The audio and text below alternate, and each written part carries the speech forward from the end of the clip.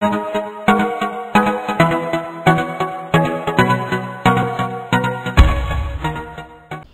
of all, I want to thank from the bottom of my heart all of you for coming here. I was here about a year and a half ago, but then you came perhaps because I was the chief economic advisor. Now I'm just a private citizen, so the fact that you've shown up when I'm not chief economic advisor makes me even happier. So thank you all for coming very, very much. I want to thank Manthan, Vijay and Arun for having organized this at very short notice. I cannot tell you how in awe I am of what all that Manthan has been doing and all that you continue to do, and your October 2nd event recently. So I want to congratulate profoundly the spirits, the moving spirits behind Manthan, and of course all the patron, non-patron saints, all kinds of categories of saints. Of course, and then finally I want to thank Governor Garu and my friend Ram for being kind enough to be hosts here to have this conversation with me. And I do want to apologize to the organizers. The punctuality was actually violated by me, so I take full responsibility. I'm really sorry for that.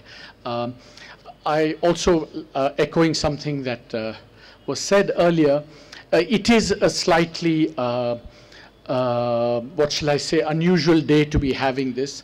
There's a lot going on in people's minds, and sometimes I wonder whether this event is a little bit of a distraction from the main event, from the main events that are taking place.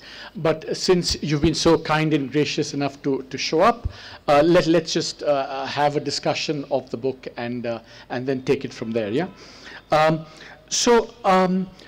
What I want to do in my opening remarks for 10-15 minutes is maybe do one or two short readings from the book, if that's okay, Ram. Yeah.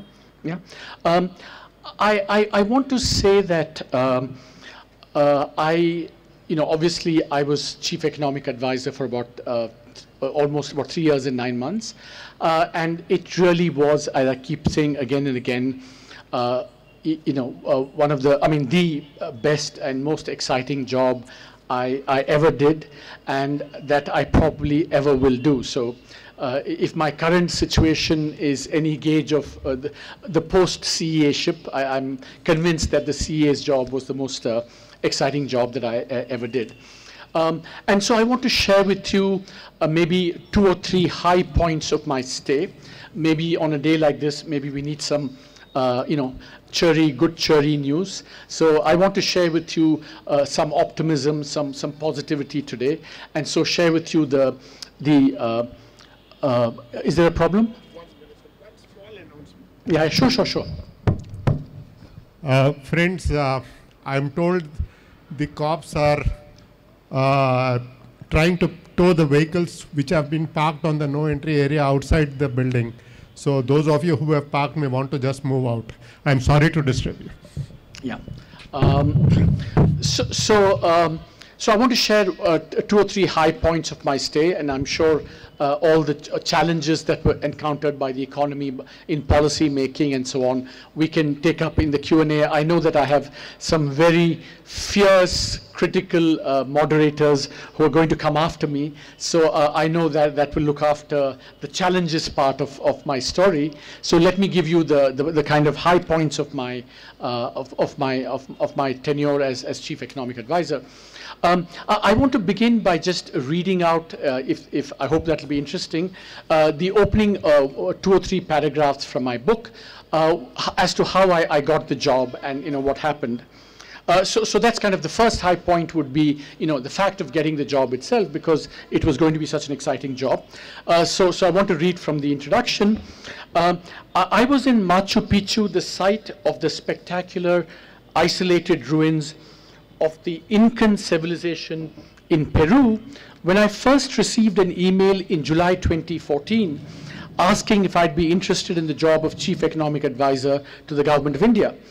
I was surprised, for I had no connections with anyone in the newly formed government. However, the prospect of working for a government with a decisive mandate, committed to reviving an economy racked by slowing growth, rising macroeconomic troubles, and corruption scandals, was unimaginably exciting. I flew to Delhi a few days later and had encouraging meetings with the finance minister and the principal secretary to the prime minister. A few weeks later, the Indian media reported that I had been appointed the CEA. Even the New York Times, which is not particularly interested in India, carried a long article on me. But from the government itself, I heard nothing for another 2.5 months. I witnessed the media speculation silently, with as little real information as any of the speculators. I felt a bit like Mark Twain, who said famously, "The news of my death has been greatly exaggerated." Here I felt the news of my appointment had been greatly exaggerated because I didn't know what was going on. The delay, I was later told, arose partly because of some sections of the party who were opposing me, claiming I had indulged in anti-national activities. According to the Twitter trollers, my crime was that I had testified to the US Congress, inviting, even goading the US to take action against India. The irony was that my testimony was actually aimed at protecting India, preventing the United States from naming India as an offender on intellectual property issues. The bigger irony was that I had succeeded in my task, for which the then Indian ambassador in Washington thanked me. Eventually, I was appointed the CEA in October 2014, although the charge of being mentally un-Indian would come up occasionally every once in a while during my tenure. I left my job 4 years later in July 2018. Mr. Arun Jaitley announced my departure while in quarantine after a major surgery in a deeply moving Facebook post called "Thank You, Arvind." Soon after, a number of younger colleagues, my team CEA as they called themselves, came with their spouses to New Delhi's airport, where they bid my wife and me a teary farewell. So dramatic beginnings and emotional endings bookended my nearly 4-year tenure as the CEA.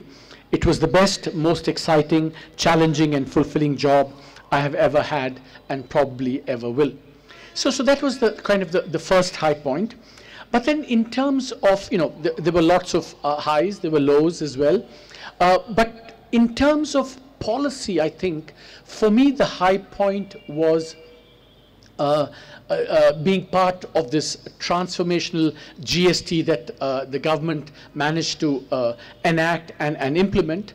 It had its difficulties and implementation challenges, but I think that it really was a remarkable achievement. And I want to now read an excerpt from kind of how that happened and give you a sense of what happened. Arguably the greatest policy achievement of the last 4 years, and one of the greatest fiscal policy reforms in Indian economic history, was amending the Constitution to implement the Goods and Services Tax, GST. To have been a part of this process, including writing the report that helped forge the political compromise that allowed the Constitution to be amended, and to have been a sort of self-appointed conscience and occasional thorn for the GST Council during its deliberations, was one of the great privileges of being the CEA. On 3rd August 2016, I recall hugging my wonderful colleague, Dr. Hasmukh Adhia, the Revenue Secretary, after looking up at the screens that displayed the vote on the Constitutional Amendment Bill, flashing the numbers 400 to 0. It was passed unanimously, if you recall. That moment ranks as one of the high points of my tenure. Now, over the last 4 years, or in fact, over the last many years, 10, 15 years, we've all lamented the decline of parliamentary debate and decorum. But in content, tone, and repartee, the parliamentary debate on the Constitutional Amendment Bill in August 2016 was a spectacular exception. It pitted two terrific lawyers, finance ministers, and parliamentarians, Mr. Arun Jaitley and Mr. Chidambaram, whose substance-laden sparring made me, and I'm sure the million others watching, not to mention India's founding fathers in spirit, goose-pimply proud of Indian parliamentary democratic procedure. That was Indian democracy at its finest. Intellectually, the GST was decades in the making, involving many of India's greatest economists, from Raja Challaiah, who first mooted the idea of a value-added tax for India decades ago, to many, many stalwarts like Vijay Kelkar, Dr. Reddy, who boldly recommended a single rate structure for the GST. To be sure, there have been glitches in the initial implementation, and the tax as a whole is yet to stabilize fully. Nevertheless, the GST was an astonishingly successful feat of political deal-making, inconceivable without the skills of Mr. Jaitley, administrative implementation, for which enormous credit is due to the entire revenue and tax departments of the center and the states, technology design, and above all, remarkable institutional innovation, namely cooperative federalism in the form of the GST Council. I think sitting in India, you cannot imagine how spectacular an achievement on all these fronts the GST was. This would be unimaginable in any other federal system, including the European Union and the United States.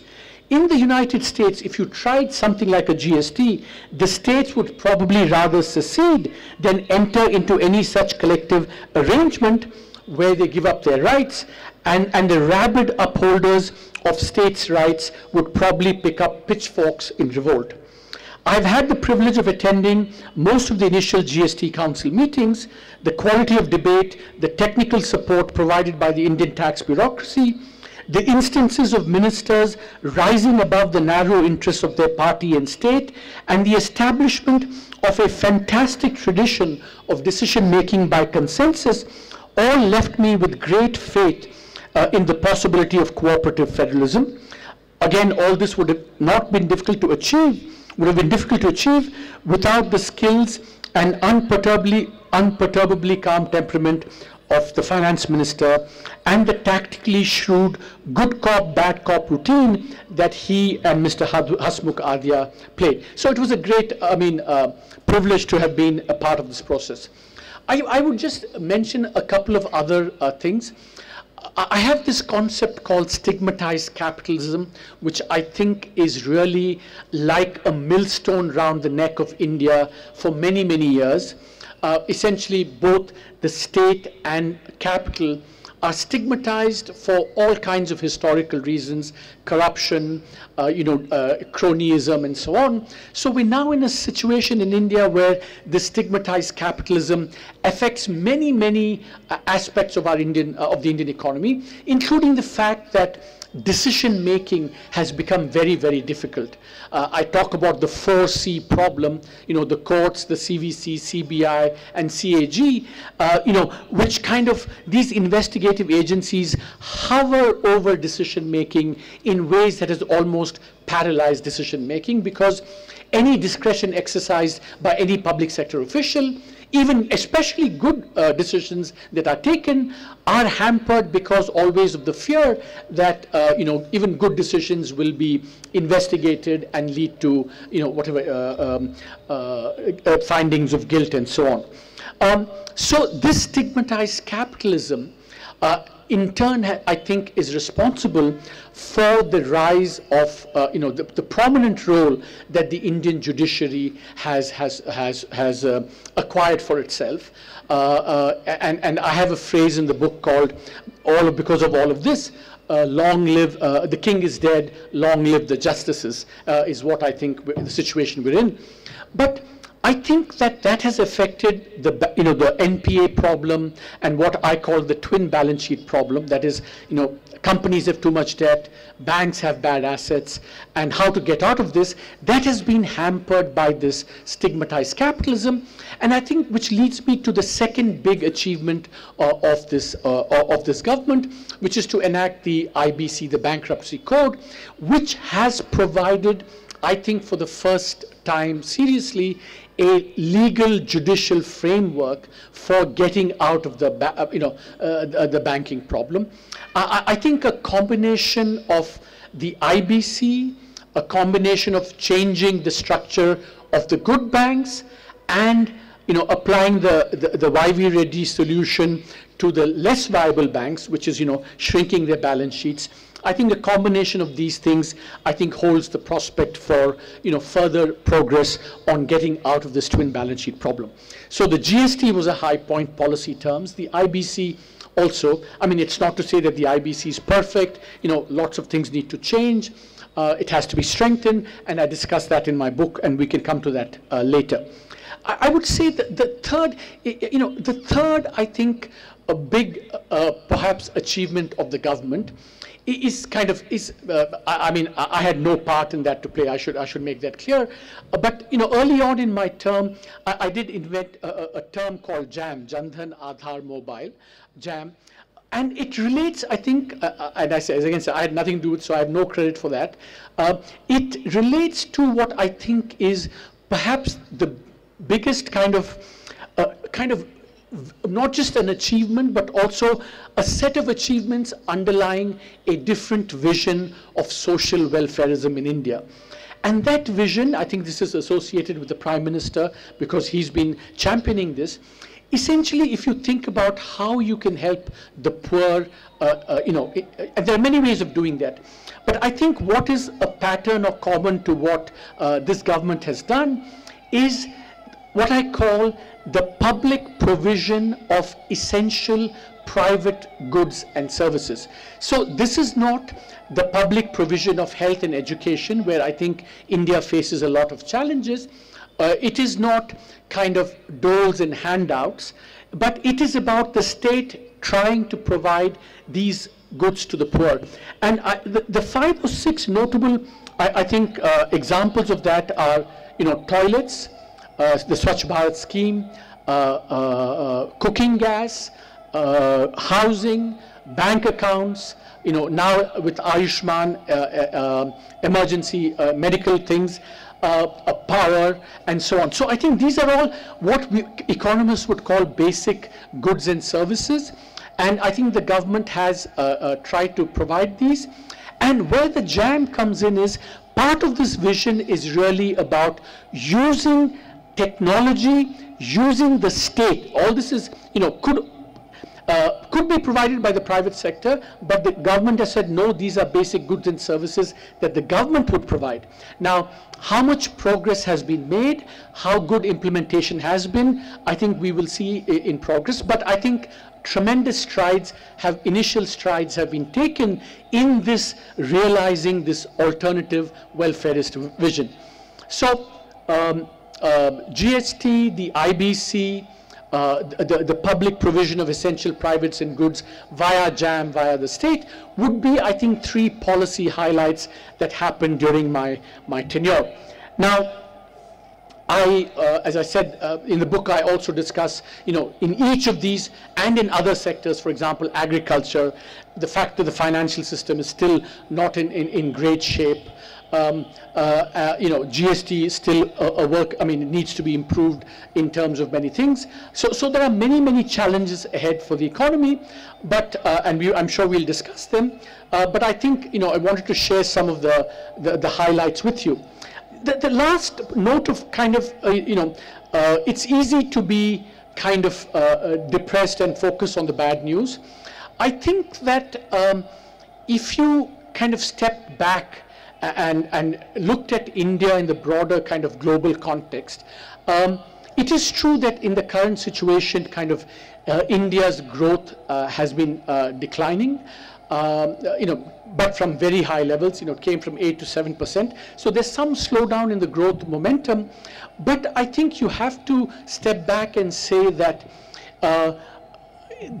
India still remains in the overall international context one of the most dynamic emerging market economies, the fastest growing emerging market, and with a sense of possibility, And this has been true for about, since about 1980, 81. For the last about 35 years, almost 40 years, the Indian economy has been turning around and growing very rapidly, and that has continued in the last 4 or 5 years. So I think for all that is, that people may think is not going right in the Indian economy and society, I think it's good to step back and get a sense of perspective that actually, at least compared to how we were doing in the past, compared to other countries, I mean, India is still a place of dynamism, and the sense, I think, which I say in the book, a sense that, the hope that, that most important hope that our children's lives will be better than ours. Not for everyone maybe, but for a vast majority of the population. I think as long as we can maintain that, I think hopefully that will help us solve our many other challenges as well. So I'll stop here and I'll pass it over to my moderators. Thank you very much. Yeah, before my friend Governor Garu speaks, he better not say anything different from what he said at the back. He's given a very resounding endorsement, so he better stick to the script. I don't remember. Let me read out. Let me read out so that I will not be inconsistent. So I believe some two-wheelers are being towed away. The cars have been removed by you, but some two-wheelers are being towed away. So warning for you to... Let me please carry on. You see, let me read out what I said. Where is it? Okay. I have, having known and followed Arvind Subramaniam as an intellectual and policymaker, and never missed any of his writings over 2 decades, despite not always agreeing with him. Okay, I'll stick to that. Not agreeing, I'll stick to that. I have no doubt this volume will easily be one of the most original and potentially most controversial books. Agreed? I almost predicted. True landmark on current and on contemporary policy issues in India. I stand by it and I'll start disagreeing. As you can see, I am accustomed to standing up. But having known the sensitivity, of this meeting, if not astrologically, I came with a prepared comment. But first I would say, in the prepared comment, what I am supposed to say. After that, I will say what I want to say. At the outset, I would like to congratulate Dr. Arvind Subramaniam for, if I may say, Arvind, for bringing out this book. It is provoking debate, which is essential in our country. Generally, we are described as argumentative Indians. My only request is, we should not be argumentative Indians, we should be questioning Indians. Argumentative is just argumentative. So let's question, let's not argue, so that we are in quest of truth. So I think that's the spirit in which I am approaching my comments today. I look forward to an interesting conversation between the audience and Dr. Arvind Subramaniam. I repeat, between the audience and Dr. Arvind Subramaniam. So, but mine will be only comments. See, the beauty of the book, I would say, is that it looks at all the issues from a fresh angle. That is the beauty. There are very few books on Indian economy which has such compilation of fresh ideas. I think that is the beauty, I would say, of this book. And it comes out with a lot of details. So it's a combination of big picture, fresh angle, and details. Sometimes they are consistent also. The book is also very readable and often humorous. Now, what I thought I would do is I will ask a few questions. Not arguments, not make arguments. Not make arguments, few questions. Not about, yeah, I've got the papers already there. pen so that you can note down. I'll be papers. Yeah. Oh, you need a bigger Yeah, I get papers and pen only for you.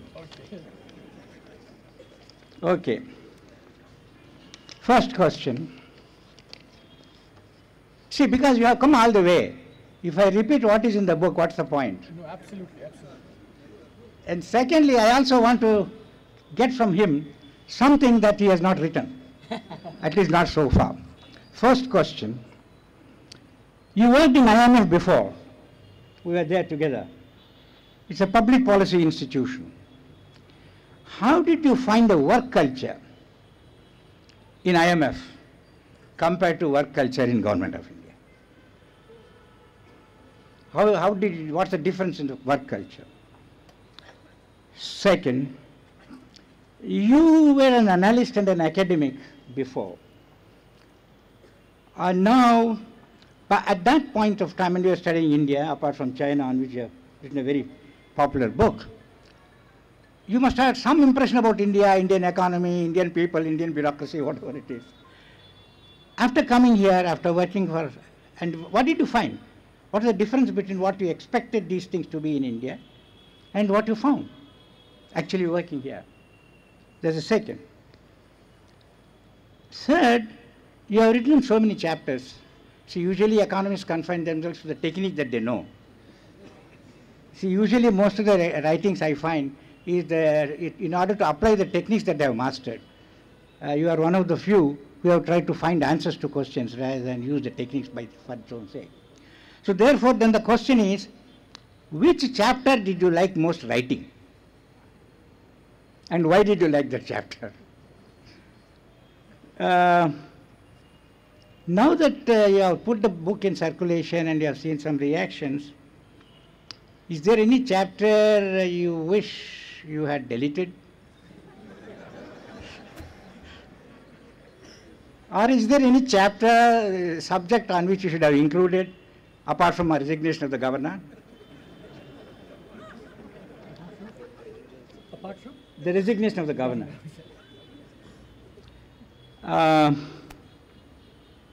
You must have found different reactions. When you are in government, you find different reactions from different categories, like what you said, politicians, then you have bureaucrats, then you have states vis-a-vis center. So there are segments, and professionals in general.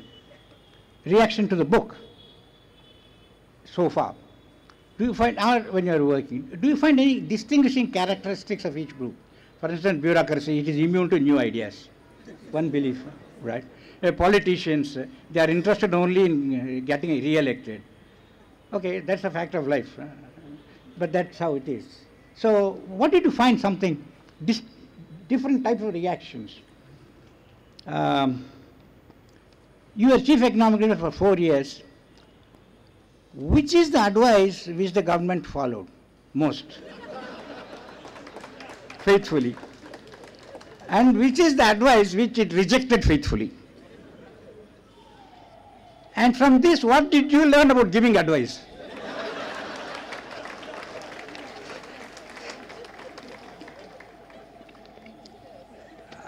We have known each other for almost 20 years, and never even 15 minutes passed by without exchanging a joke. So I want to hear from you two things. The best joke you made while in government, and the best joke on you while you were in government.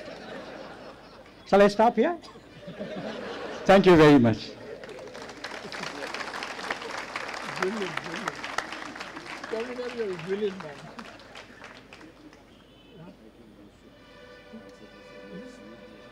Okay, we can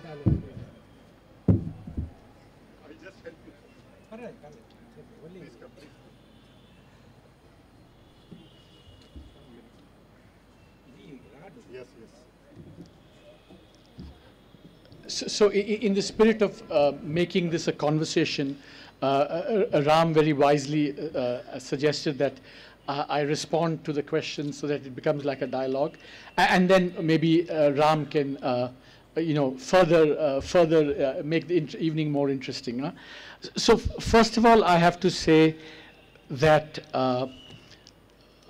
I mean, what a Governor Garu we have, right? We should give him a. I mean,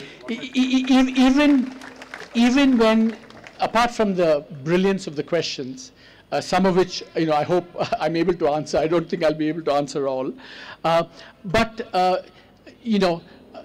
many people give you sharp criticism by saying things. Governor Garu does sharp things just by posing questions. So I have to respond to that. So the first question was the work culture in IMF versus the Government of India. And I have to say that there was something remarkable that I found, actually. So in the last years of my stay at the IMF, I was in the research department. And therefore, I found that obviously there were some very brilliant people there. And so intellectually, it was a very rich atmosphere. But of course, at that point, I was heading a unit, but not the biggest unit. I was heading a unit, but we got to have these very, very rich interactions. But in terms of the freedom to say things within and especially outside, I actually found Governor Garu, the Government of India, much more open than the IMF. And I'll give you two examples. I wrote a paper on an academic paper on Nigeria, because I've also worked on sub-Saharan African countries, and you have to get it reviewed before you can publish it. And the African department actually said this should not be allowed to be published. And so, that was like a. The second thing, in fact, the most famous episode was that just before an international summit, Raghuram Rajan and I wrote a paper criticizing foreign aid, and the consequences to us of having written that from within the IMF and generally was much more severe than anything that I have faced in the Government of India. So yes, very rich intellectual interactions, which, by the way, I did not find in India as well. I mean, it was just a different kind of intellectual interaction, but also very rich.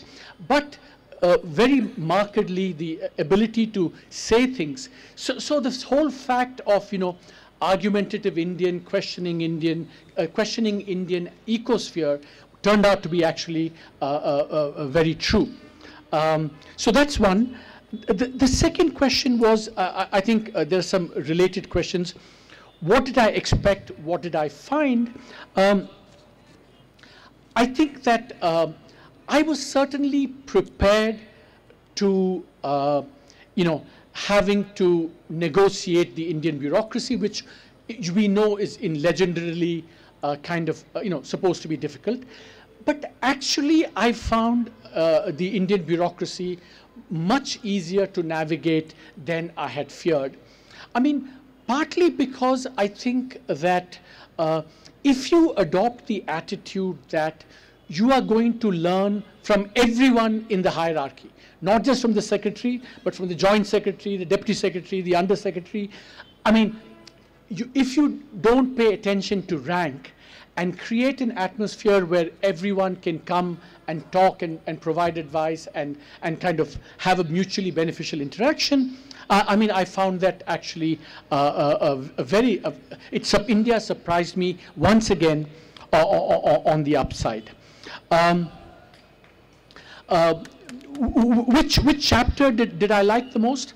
I liked very much writing the introduction, but the chapter that I probably liked the most writing was I've written an introduction to the GST chapter, which is new, and at some point I would like all of you to read it. Why I liked writing that chapter was because I found finally that as a writer, I found that I loved mixing memoir, analysis, psychologizing, all the things that makes for, a readable economics book. So just to illustrate that even more, one of my favorite books of all time for an economist is called Economic Consequences of the Peace by John Maynard Keynes. And what is wonderful about that book, especially the first 50 pages, is that he is able to, apart from the brilliant analysis and the brilliant prediction that he made, essentially he said, if you treat Germany badly after World War I, you will give rise to dark forces in Germany, and of course, the rise of Hitler and so on happened. So he was brilliant in that prophesying the future. But what he was most brilliant about the book, this economist was able to analyze the psychology of the three main actors in the Treaty of Versailles, and how their mental makeup, their attitude determined the outcome of the Paris Peace Conference. And so to me, I found writing that GST chapter that maybe at some point I should get away from economics completely and try writing about how the psychology of individuals and key protagonists who are involved in policy making, the bureaucrats, the politicians, the ministers, how they're, we economists underrate the role of individuals and psychological factors in decision making. For example, if I'd had to sit across this table from Governor Garu, God forbid that thought, for all of you, is such a formidable man, but I would know that, which button to press for Governor Garu, what not to do and what to do, maybe tickle his vanity a little bit, maybe crack a few jokes, soften him up, and then go in for the kill. Because if you try to go in for the kill immediately, maybe it will not succeed. Now, the most controversial question he asked was the question that I'll answer at the very end, about wanting to delete any chapters. I'll come to that because it's a follow-up, it's a nice follow-up to the next question, the differential reactions to the book. I would say that I think I've been struck by two reactions to the book. One, of course, is maybe something I should have anticipated, how the media coverage of the book is very different from what I think are the contents of the book. I don't want to, say, oh my God, they are being so unfair, etc., etc. It's their job; they do that. But I do think that, I think of this book as a very balanced book. Pointing out all the achievements, pointing out the challenges, but the journalist rendition of this is always, the juice, the spice, the masala, the negative. That's one thing. The second, that's on the part of journalists. On the part of bureaucrats, I think there is this difficult sense of, how much can a former official say, and someone, especially a former official like Governor Garu, a former academic, a former CA turned academic, how much can they say, which, or not say? And I think that's been a very, interesting thing. Some perhaps wanted me to say more. Some perhaps said, you said too much. So I don't know what is the right balance, and that's something that I will. And I want to illustrate this, of course, in the context of the chapters on demonetization, which essentially, if you read the chapter, I wanted to, again, in the spirit of Governor Garu, not say anything, not to go back and say good, bad, right, wrong, etc. But as an academic, what is it that I want to learn from this experience in terms of understanding and analysis? So that's why I posed two puzzles. The political puzzle of demonetization and the economic puzzle of demonetization. Now, it so happened that in describing the cash reduction, I used a colorful term. I could have said severe, extreme, very extreme. I said draconian, and all the focus was on draconian, when in fact the point of that puzzle was to say, given that there was such a huge reduction, why was the measured GDP impact relatively modest? Now, I had breakfast with Paul Krugman after demonetization. He's a Nobel Prize winner, the world's acknowledged greatest modeler. And I asked him, Paul, how would you kind of model, the impact of reducing money cash on GDP? And then several other very renowned economists as well. And whoever you spoke to would have said that if you take away 86%, there will be actually a significant impact on GDP. I mean, sure, I didn't want to go into other costs, other benefits, all of that. I'm abstracting from all that. But just in terms of economic activity, and there wasn't. So to me, the question is, why was that the case? Are we measuring GDP, not well because we don't capture everything about the informal sector? Even if we do capture the relevant things, we may be mismeasuring that. Is that the reason? Or is it the reason that we just don't understand the role of cash in the economy? Or is it the case that actually we have a very resilient economy where even a lot of hardship, there are social safety nets, informal, which kind of cushion the impact on demand and then therefore on GDP. And honestly, I don't know the answers to these questions, but I wanted to pose these as puzzles, and I would like a lot of reaction, even criticism. I want to be challenged on the puzzles, but not for, not to be dragged into whatever, I think unfruitful debates about whether 86% is severe or structural shock or draconian or whatever. Question on what was followed, what was rejected. I think to me the GST is a very good example of both. I wrote a revenue neutral report about what the structure of the taxes should be, what the revenue neutral rate should be. I think that, of course, it was not followed fully, but I think the spirit of that report, which is not new, others have said very similar things, but I do think that at one level, literally it was rejected. Large parts of it were not adopted, or some of it was not adopted. But I think the spirit of that report continues to pervade all discussions on the GST. So as an economist, should I focus on the fact that, I said there should be 3 rates, but in fact there are 6 rates, or 7 rates, or whatever it is.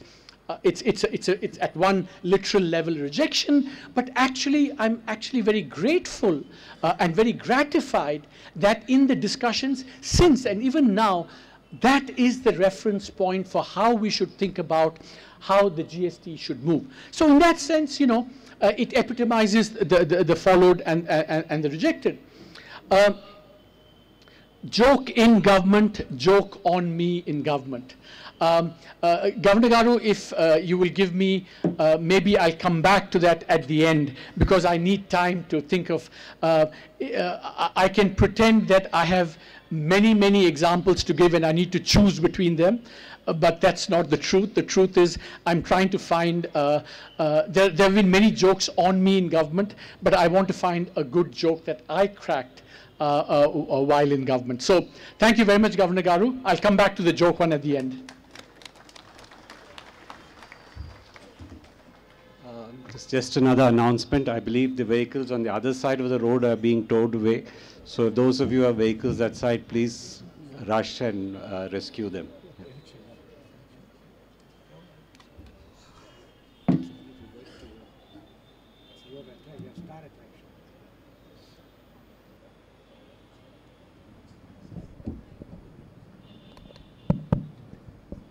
Okay.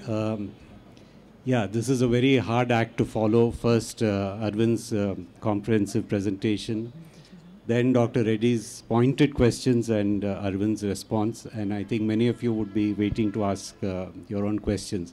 So I'll restrict myself to just 2-3 sets of questions which perhaps Arvind could respond, and then we could throw the floor open to discussion.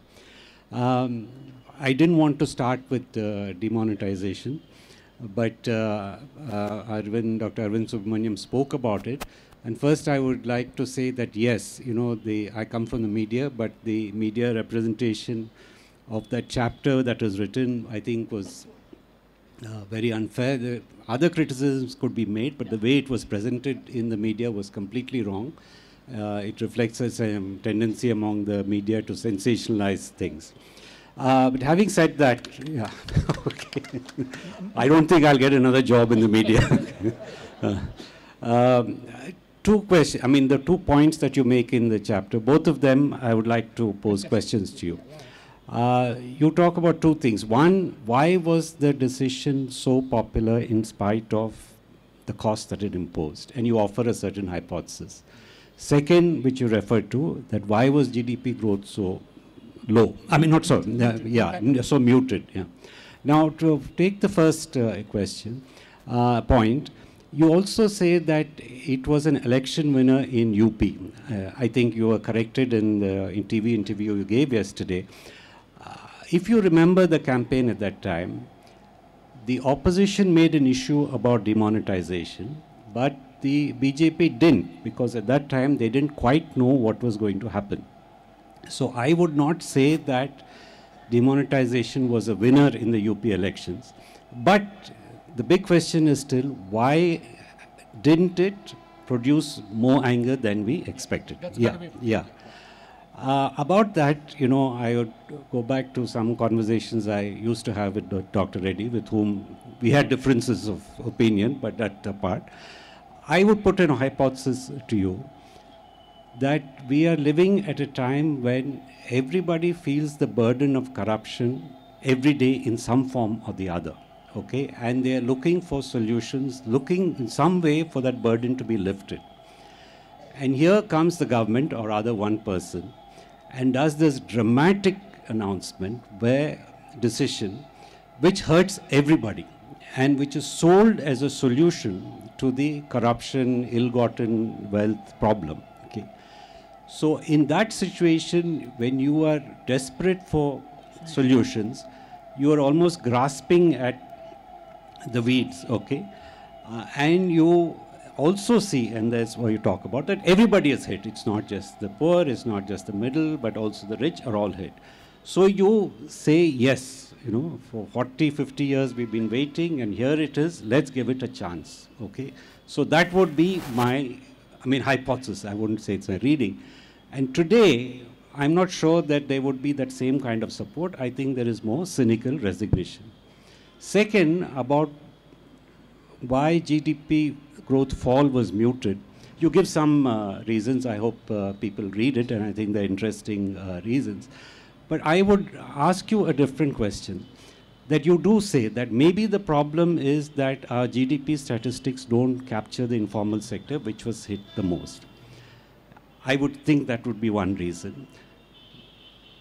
My big question over the past few months has been, why is it that 2 years after demonetization, the government has not commissioned studies, forget presenting a white paper, investigated into what was the impact of demonetization on different sectors, on the economy as a whole, on society as a whole?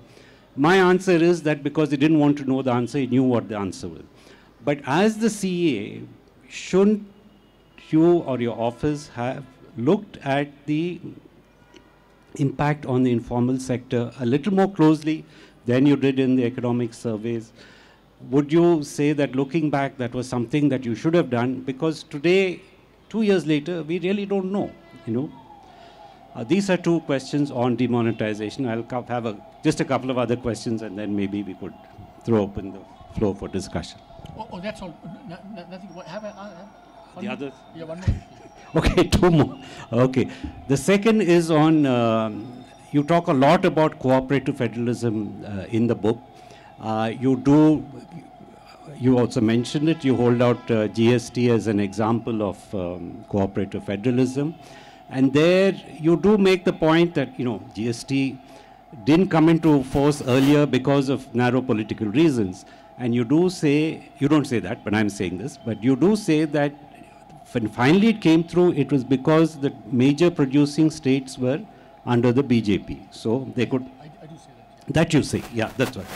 So in a sense, the functioning of the GST Council, which it has a history, it had that empowered committee earlier, may have a lot to do with the fact that most of the states today are under the BJP, okay?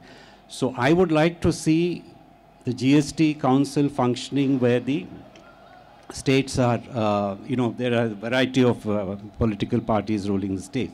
In that context, standing on the outside, somewhere we see the opposite of cooperative federalism. That mantra is mentioned often, but actually what you're seeing is greater centralization, with the states perhaps being at a far greater receiving end than they have been in the past 20, 30 years. I'll just give you one example, and this is in the terms of reference of the new Finance Commission. If you read that, I mean, it almost takes me back to the 9th Finance Commission in the early 90s, when there was a lot of quarrel about, you know, the terms of reference. And even in other, even like the way Ayushman Bharat was introduced, you know, the various areas where it's not cooperative federalism, but centralization. Last question, perhaps the most difficult one. No, I'm not going to bring in the RBI resignation, but again, standing outside, as a citizen, I feel that over the past 4 or 5 years, there's been a degradation of institutions, parliamentary processes, whether government's relations with the RBI, whether the government's relations with courts. You know, it worries you that, you know, it's not saying that it was a Garden of Eden earlier, but you do see two twin-related processes, centralization and the degradation of institutions. When you were there and now when you're on the outside, does it worry you, you know, even as you are optimistic about India's future in some respect, does it worry you that this kind of degradation will jeopardize our future? Thank you.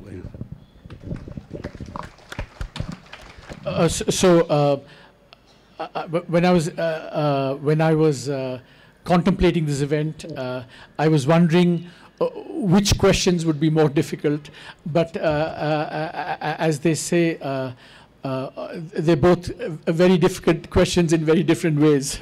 so let me take the one on. Let me start with the cooperative federalism and the centralization point, Rama.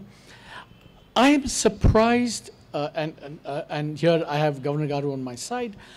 See, I am surprised that, I mean, whether there's more centralization than there should be is one question. But certainly in terms of fiscal centralization, there was, I mean, it had been taken to a completely different level, you know, between 2004 and 2013 because of the, you know, the schemes and all this. And I would say that, you know, whoever, I mean, here, I think a lot of the credit has to go to Governor Reddy, that, you know, he said this process has gone too far, and that's when the, you know, the 14th Finance Commission came and said, you know, we need to have much more fiscal decentralization, both on the tax side and on the expenditure side, and the government, I mean, to its credit, adopted the report. So in that sense, I think, which is a big issue, fiscal centralization or not is a big issue, and I think there I will humbly say that, you know, it's, the direction has been the right way rather than the wrong way. On that, I think you know, 32 to 42%, and then, you know, centrally sponsored schemes being devolved, whatever.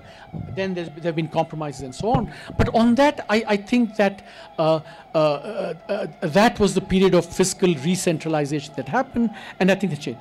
But I think your broader point about that there needs to be more, in fact, in the book, I say very explicitly that we need to have more political cooperative federalism in power, in agriculture, you know, everything, health, education. So I think that point is very well taken. I think we do need, but I do think that if we don't try and work hard on cooperative federalism, many of India's challenges coming ahead will be very difficult to solve.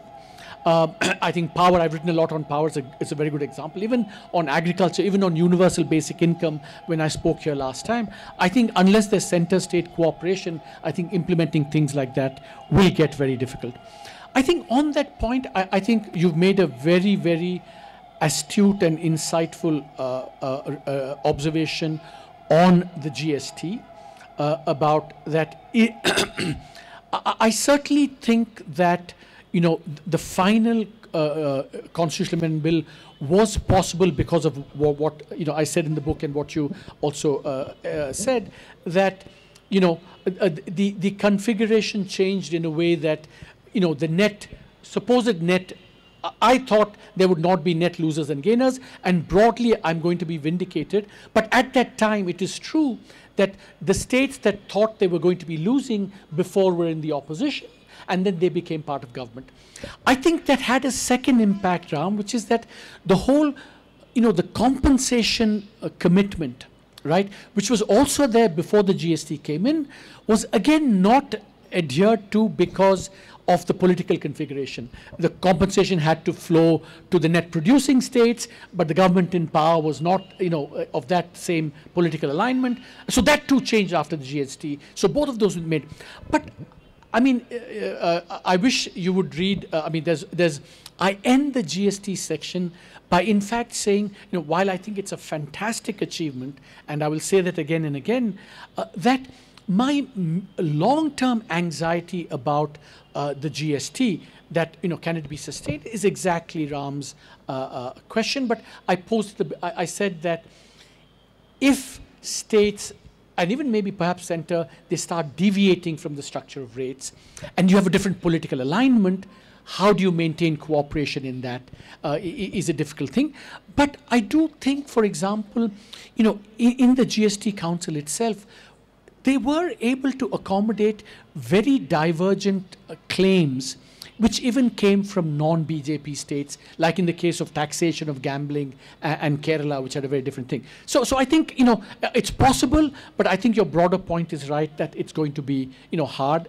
But the thing is this, and I think actually Ram made an excellent point, which is one of the things I regretted not having written in the book, which is that I think when we talk about the GST Council as successful cooperative federalism, I think it owed a lot to its predecessor, which Ram, you rightly raised, the Empowered Committee, because that created this kind of atmosphere of cooperation by appointing, when Yashwant Sinha appointed someone from the opposition to head the Empowered Committee. So I think, therefore, I will turn it around and be a little bit more positive. Even I have anxiety, you have anxiety. I will be positive because if you think that institutions work partly because they build up a certain culture, a certain kind of, what's the word for it, a legacy, a kind of thing, if we can maintain that, because we've built it up over 20, 25 years, hopefully that will stand us in good stead, because institutions are nurtured and fostered over time. And then, of course, the strength of an institution is when it faces the rough times, can it have that? So I think there is that tradition that's been built up, which, as you rightly say, goes even before the GST Council, but there is one I'm hopeful about. Now, I think Ram maybe posed the first puzzle better than I did. I was just trying to be a little bit sharp. I concede absolutely that, today could be very different in terms of the political assessment of the action. I don't know. It could be. But I don't want the present to cloud that in real time that happened immediately after demonetization, right? It was very salient. I agree that it was not the only factor, but the puzzle still is, as you much better put it, that at least it should have been a net negative on the political outcome, which apparently it wasn't, and therefore why. And your explanation for it is, in a sense, not that different from mine, the kind of imposing costs on many as opposed to a few. I think that puzzle that I posed, I think, is important, because for me there's been one big learning experience from that, which is that, when you think about the politics of economic policy action, you think that if you impose less costs, it's easier to push through something than if you impose a lot of costs on a lot of people, and that apparently was inverted in that, and that's a lesson. So in fact, it turns out that it's more difficult to implement reforms where you have to take on narrow vested interests than where you can spread the cost. I mean, I'm not saying that, demonetization should be viewed completely through that lens, but it is a bit of, for me, a genuine learning experience on that. I think that we did a chapter or a section in the July Economic Survey where we tried to tease out the impact of this on the informal sector. And we had this very elaborate analysis showing, with all the caveats surrounding with that research, that there was a bigger take-up of Manrega after GDP, after the thing, which kind of talked about this. I'm sure more could have been done. But I also think, your general point about, all governments should, when they take major actions, have, post facto white papers or whatever. I don't know how common it is elsewhere, but I think it's an excellent institutional, it's a suggestion for governance that should be practiced everywhere at all times. I think it's a great suggestion. But the only caveat I would put is that there is a mechanism in India for that. We have the CAG who's meant to, come out with these, in fact, there is supposed to be a report on demonetization. So it's not that we lack them completely, but I think, kind of best practice governance would be consistent with what you said about what you said about all governments should try and review their actions in the interest. But then this is politics, and we know how politics works. But I think it's worth aspiring to that. Thank you very much. I'll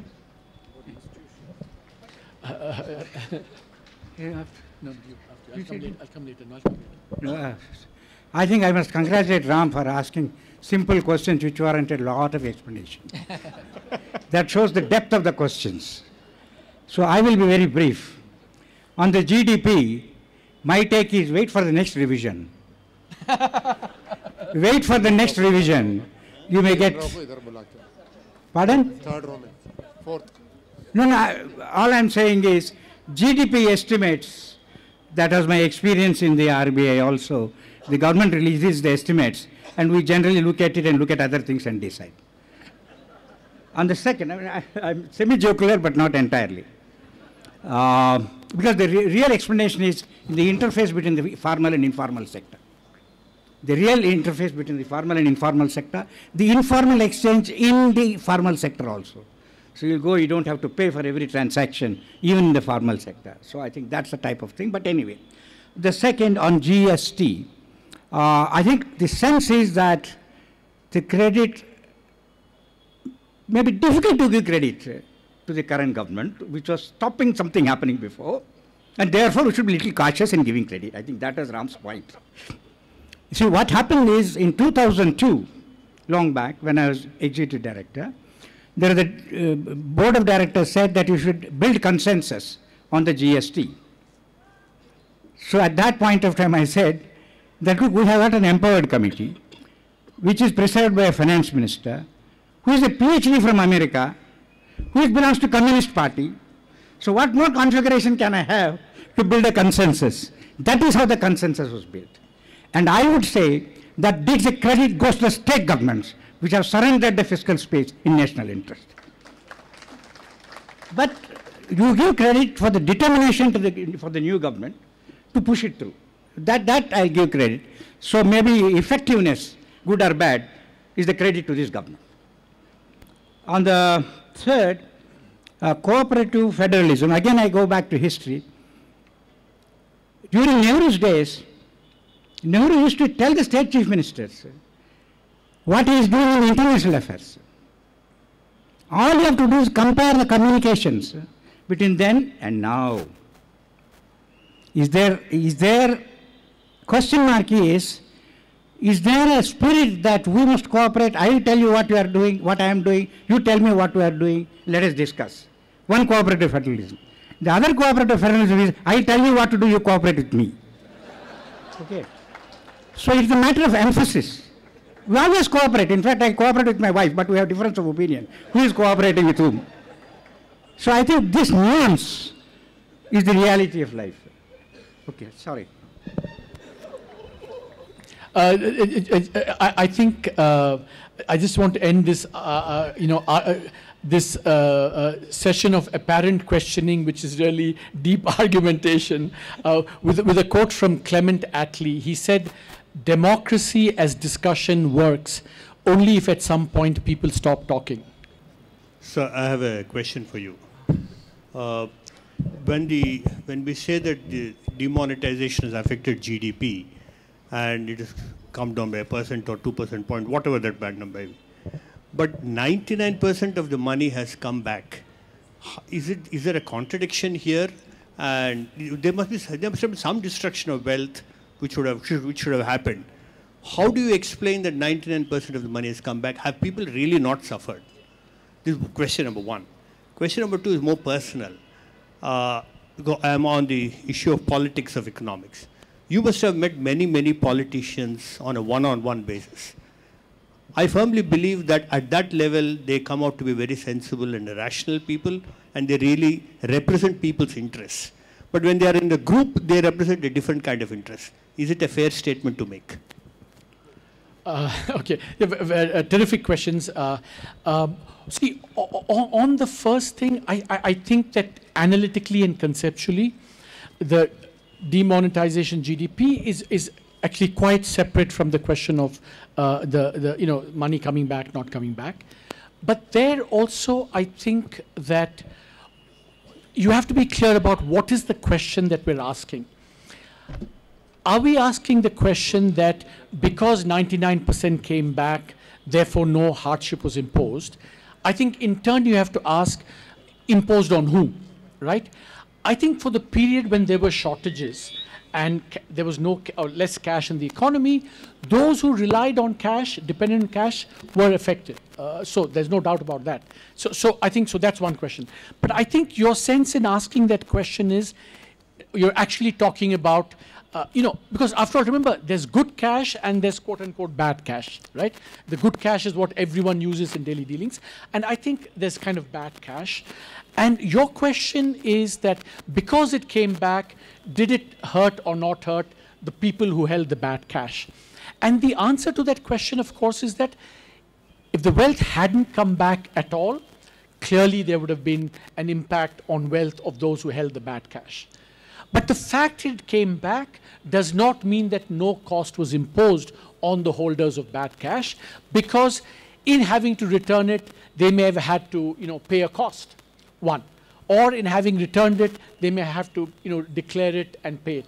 So the overall assessment of that is actually would have to be done more deeply. But I think these are different questions altogether. I think on your second question of the politics of economics, I think this is not just confined to politicians.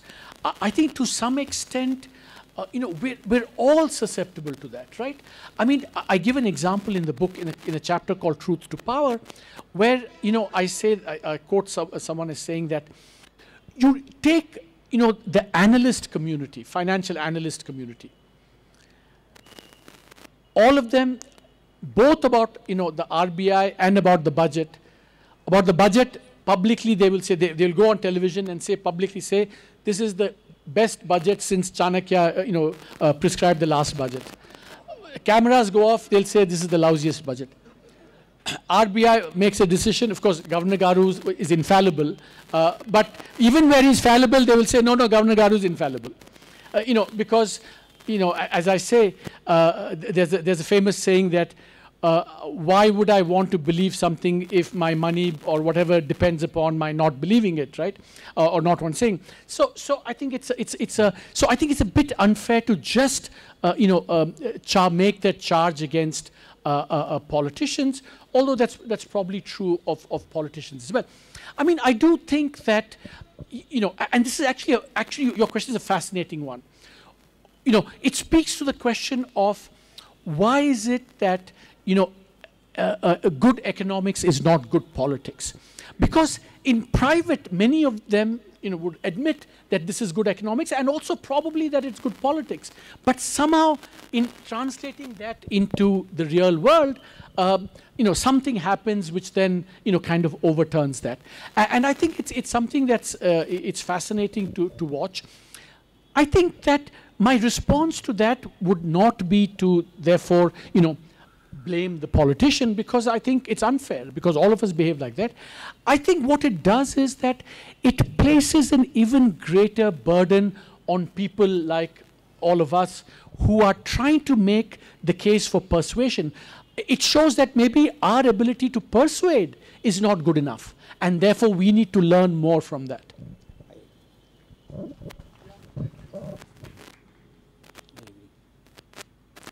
Sir. Yeah. Yeah. Hi. Skewing a little from the main point, I would like to ask you something. Politicization of economics, as I believe is the main theme here. My question is... I thought my book was the main theme here, but anyway, we'll let that pass. So hence, I'm skewing a little bit. Okay, no problem. All the money that we spend on MSP, the definitions of MSP, giving farmers aid, instead of that, what if we actually... What if you lost? What if we actually?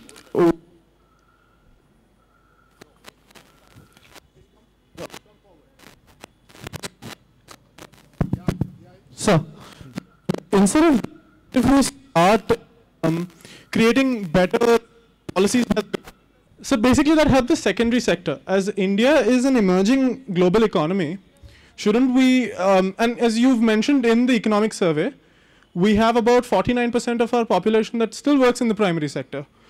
And you've mentioned that Dr. Arthur Lewis said that we should be transferring to the secondary sector. Wouldn't that also directly and indirectly help a major part of our GDP and the crisis that that India is going through? Yeah, so let me just rephrase the question. I think the question is, instead of doing all these policies on agriculture, shouldn't we be drawing all these people into the manufacturing sector or other sectors? So essentially, development as structural transformation requires focusing on manufacturing and other sectors, right? That's broadly the question, correct? My response to that is yes, absolutely. But the way to think about it is, don't get into categories of manufacturing, services, etc. I think the development challenge is really about... The chair is unsteady. Okay. I thought you were running away from my... So all development is about moving people from low productivity to higher productivity activities, no matter where they are. They could be in manufacturing, they could be in services, whatever. So I think creating those opportunities in those higher productive activities is, I think, very important, and that's what structural transformation is all about. However, the one thing that I learned new in India, is that does not mean that we must neglect agriculture. That transformation must happen in the context of agricultural productivity also rising. You want agricultural productivity to grow and people to move in the context of that, because when agricultural productivity rises, right, for one thing, you're able then to release the people because you can still produce the same amount of food for the whole population and have fewer people. The second thing that happens with, when you have rising agricultural productivity is that, as incomes rise, people acquire more human capital, children become more educated, and then they are better able and more equipped to do the higher productivity tasks in the other sectors. So I firmly believe now more and more that structural transformation requires focusing, of course, on the higher productivity sectors, but also doing things in agriculture that will raise agricultural productivity and agricultural incomes. So both have to happen simultaneously.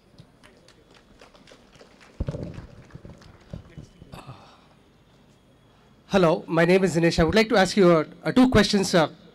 One is that a lot of agriculture reforms have come in India, and any of the policies which are taken by the bureaucrats and the politicians in terms of agriculture or GST, it's mostly impacting the people, the lower level of the rung of the people, mostly lower level of the economy people, the small term business people or small farmers. It is impacting them.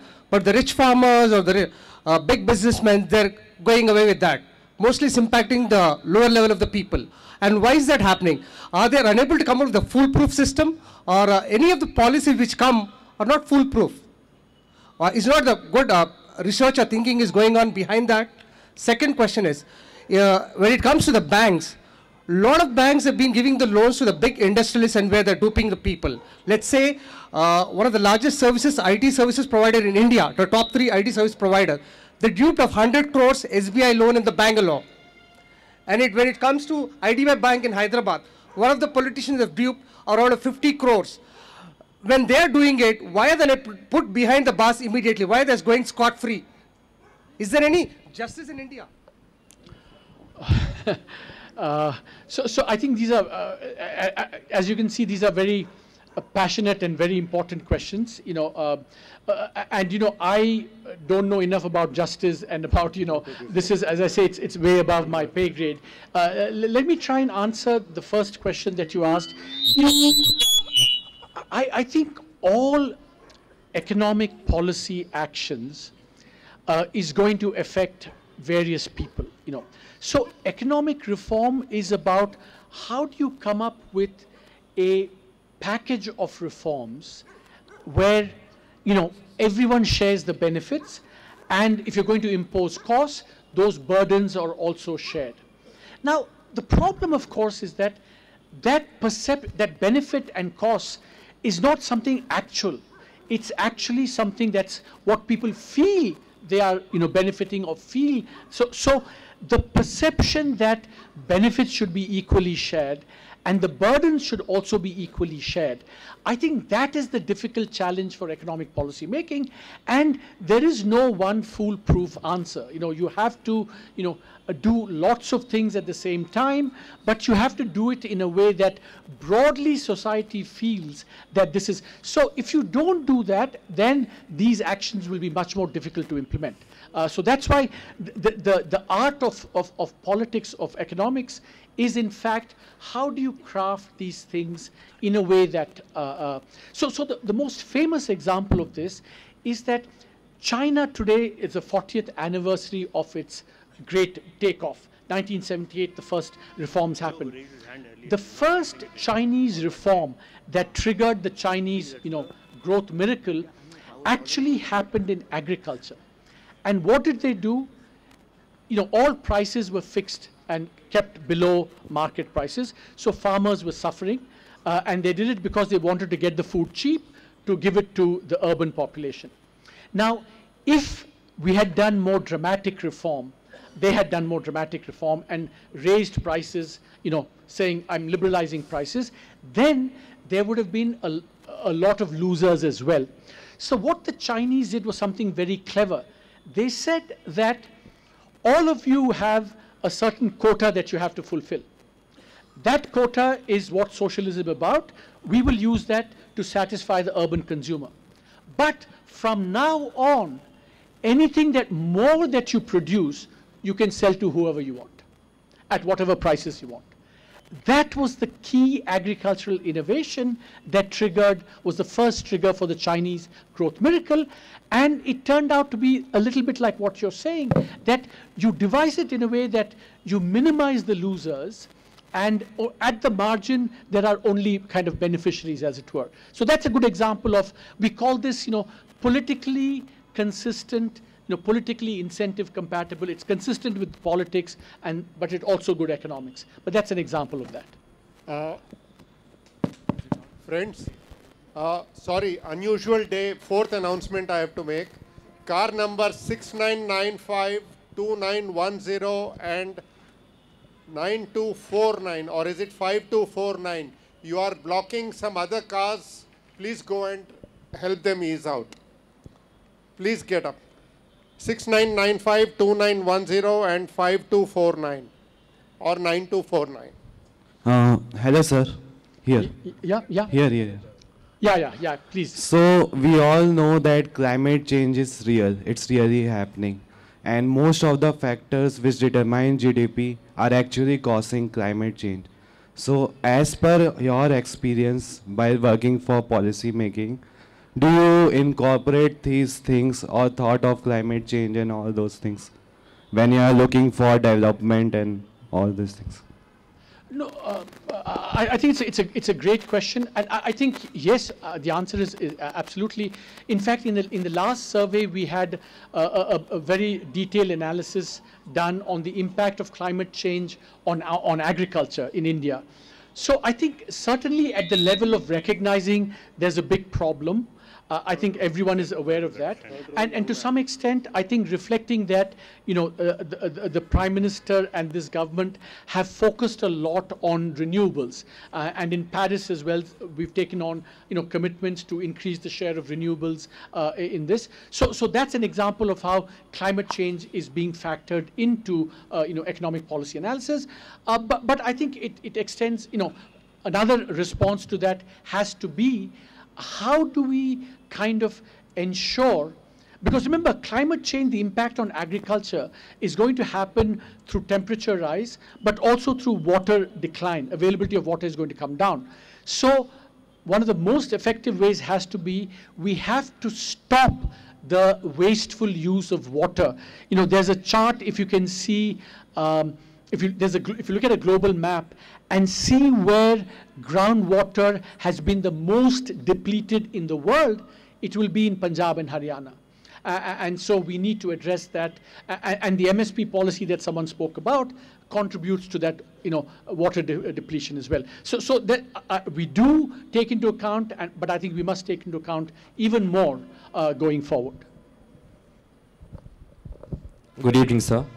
Mr. James Crabtree, in his book Billionaire Raj, says that the country's top 1% owns 60% of the wealth. Would you say that we should all put our faith in trickle-down economics, or is it that India's rapid GDP growth isn't really transferring to much difference per capita, at least in the scale it should be, to lift millions out of wealth inequality and poverty? And let's see. This is, I mean, a very, very good question. Look, let me first give you what I think are the numbers, right? I think that in the last 20, 25, 30 years, I know you pick a number, everyone's, I mean, I'm saying not literally everyone, but the standards of living of a majority of Indians, including at the bottom, whatever, bottom 10, 20, 30, have improved much more rapidly in the last 20, 30 years than in the past. That's why we see big reductions in poverty, which have to do this, improvements in life expectancy, all of that. You know, you saw the recent Oxfam report as well, multidimensional indices, India is improving. That's point one, but it's a very important point to me, that everyone's, on average, standards of living are improving, especially those at the bottom. But it is true that disproportionately, the benefits of the increase is, you know, concentrated much more at the top. That's true, but that is a worldwide phenomenon. It's not just happening in India. We can quibble about whether it's happening more in India or more, but my reading is that it's happening all over the world. In fact, you know, the person who's done the analysis, Piketty, he first came to prominence because he showed that that was so true in France and in the US and in the UK as well. So how do we tackle the problem of this? Is that we have to be clear what it is that we want to focus on. See, there's an inequality that says people at the very, very, very top are benefiting disproportionately, right? Then there's an inequality which says the middle class is not benefiting enough. Then there's an inequality which says people at the bottom. So for each of these segments of the population, I think we need targeted instruments. For example, I think health and education for everyone is something, I mean, good quality health and education is the best way of ensuring that people at the bottom and the middle class can benefit from the fruits of this thing. But I don't think we should underestimate the fact that this is happening globally, and part of it is because technology is becoming more and more favoring those who have skills. So that's one. The second thing I think is that why India may be disproportionately affected by this is that our pattern of development over the last 25, 30 years has been focused much more. The rapid growth has come from skill-intensive activities like IT and so on. We didn't do enough over the last 25, 30 years of labor-intensive manufacturing like many of the East Asians did. So I think that was also an opportunity missed in the past, and so I think we need to catch up on that as well. But when we talk about inequality, we need to be clear which segment of the population that we're referring to. Good evening, sir. My name is Sudhakar Adu. I'm an ex-banker. I have 3 questions. First question is... One, please. There's only one, please. I mean, just to be fair to everyone, please. You wrote precocious development. Yeah.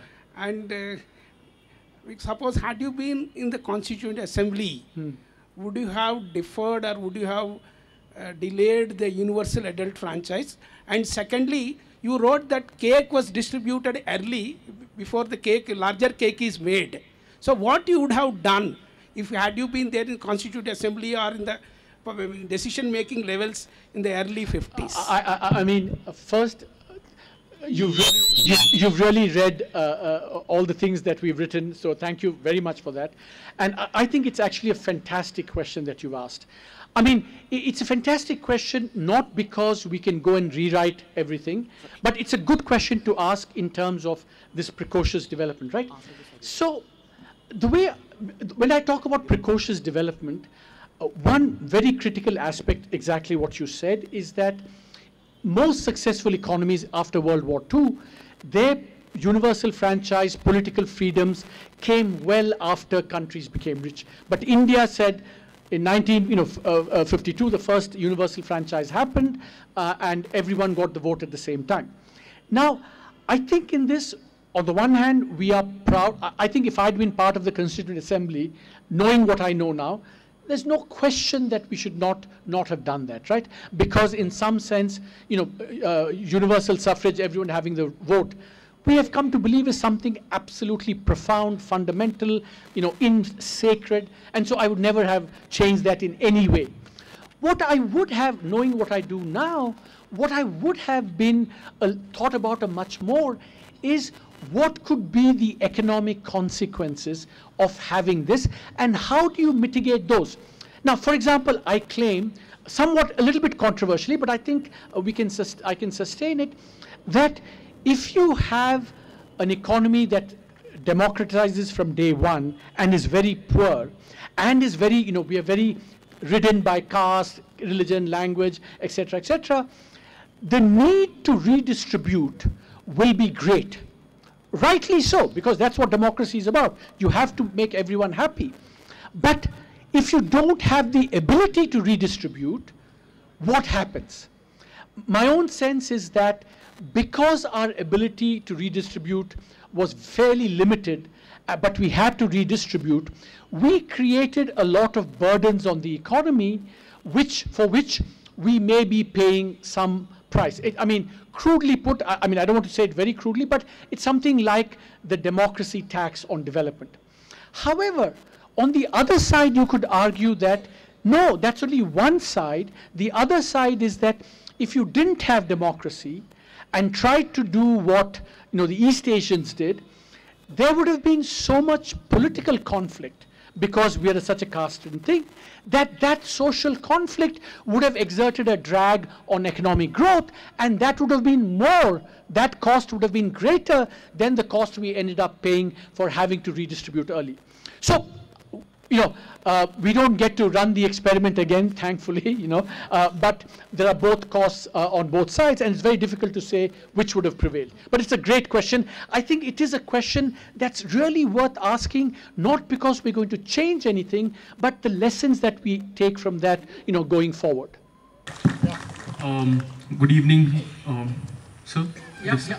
The other side. Yeah, please. Good evening, sir.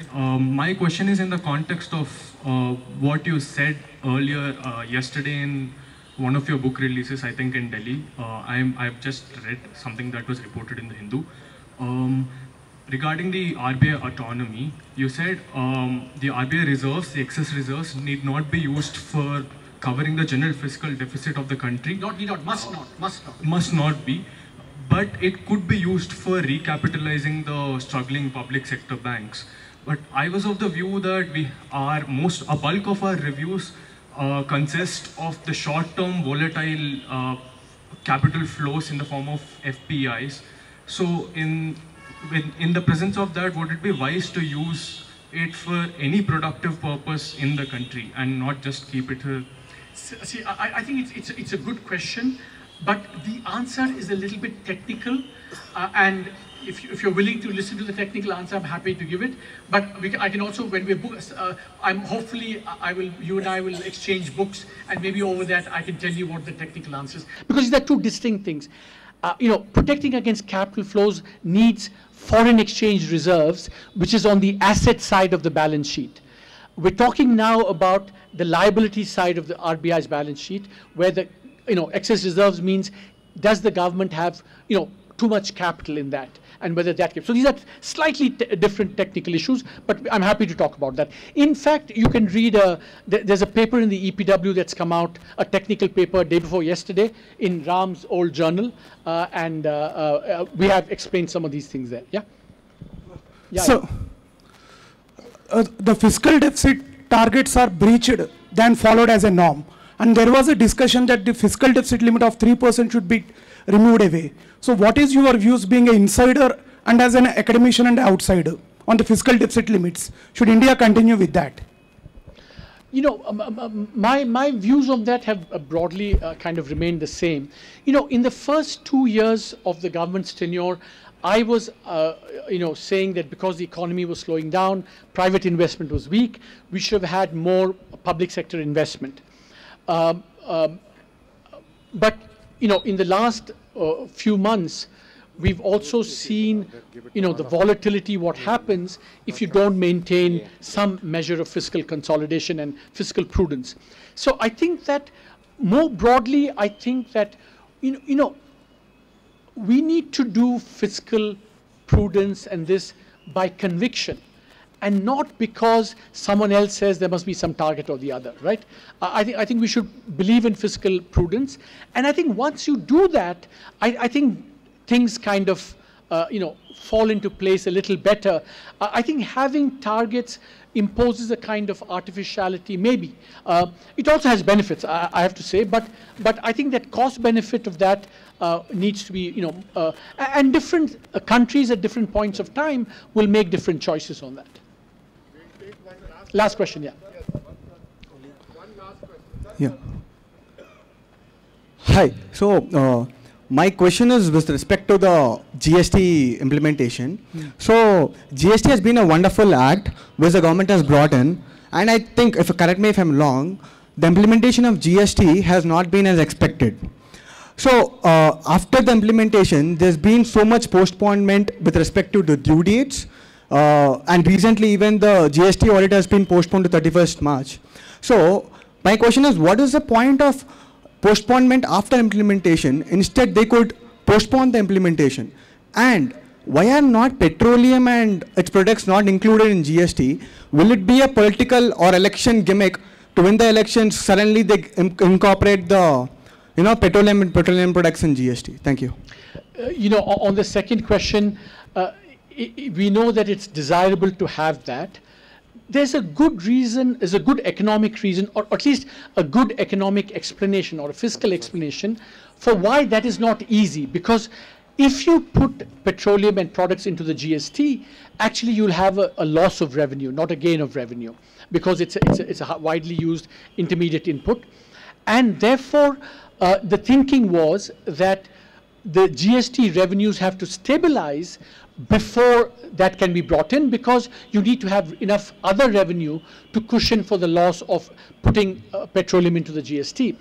I think that, you know, a cynical view would say, I don't care what the reason is, as long as we can get it into the GST, I would be happy with it, right? You know, you should have a, if you're a pure kind of consequentialist. I think I would, I think we should have proper deliberation and discussion, but if it happens in certain ways that we didn't anticipate, you know, that's fine too.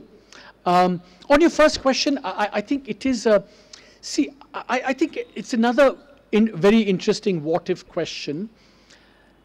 I'll tell you what I honestly do think this. I think some people have said, you know, why not, you know, why wasn't GST implementation delayed? And of course, some would say, especially since, you know, we just imposed demonetization, why was it delayed? And, you know, that's a, I think, interesting set of questions. But as a general rule, it is not the case that if you postpone it, you actually get more time. And I'll tell you why. Because the way decisions are made, if you postpone the implementation, and everyone knows that, the final decisions that need to be taken, right, happen much closer to the implementation date, which is what creates the problem of implementation in terms of preparing the technology system, preparing the laws, and all of that. So it's not as if you say, I'm here, I've deferred it, I get all this time. Maybe, but actually the way, you know, decisions get taken, you maybe don't get that much time. And so for me, what was very important was that whatever date you decided, the system should have the ability to learn from the challenges and the things that were happening. And I think, to be fair to the process, there has been a lot of learning that's gone on. You know, the 28% rate was thought to be too high, and over time that's come down. I mean, implementation for the small traders was proving to be burdensome. That was made simplified. So I think, you know, systems like this, you know, the feedback mechanisms are as important as, you know, the initial, you know, design or initial implementation. Thank you very much, and I'm once again very grateful to you for coming to listen to a former CEA.